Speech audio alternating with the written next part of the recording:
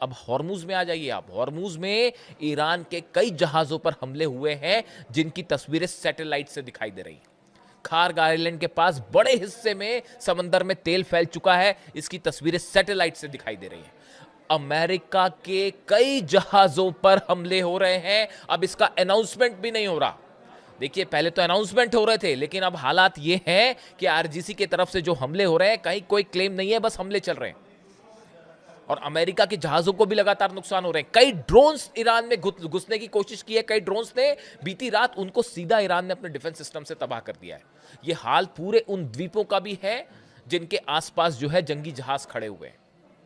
यानी आप देखिए, पूरे मिडिल ईस्ट में ईरान के आसपास वो हालात हैं जो सिर्फ इस ओर इशारा कर रहे हैं कि यहां से बड़ी जंग के अलावा और कोई रास्ता नहीं है।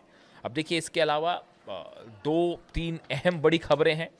एक तो ईरान और रूस के विदेश मंत्री भारत आ रहे हैं। ब्रिक्स समिट में विदेश मंत्रियों की बैठक होनी है, इसमें हिस्सा लेने के लिए नई दिल्ली आ रहे हैं अब्बास अराक्ची साहब और रूस के विदेश मंत्री लावरोव।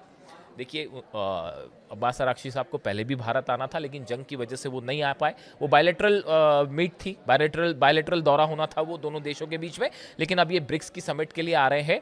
लेकिन अब्बास अराक्ची का भारत आना स्पेकुलेशन है इस बात के लिए कि भारत में रूस और ईरान के दोनों के विदेश मंत्री के होने के बाद भारत की ऑयल पॉलिसी, कैसे ऑयल इंपोर्ट किया जाए, कौन सा एक ऐसा रास्ता बनाया जाए जहां पर बिना किसी विवाद के जो है वो ऑयल सप्लाई भारत के लिए जारी रहे। ईरान से इस बारे में बड़ी चर्चा हो सकती है। रूस के विदेश मंत्री भी यहां मौजूद रहेंगे, लावरोव। यानी एक बड़ा स्टैंड तैयार हो सकता है क्लैरिटी के साथ कि आने वाले दिनों में कैसे ईरान का तेल भारत पहुंचे और कैसे रूस का तेल भारत पहुंचे।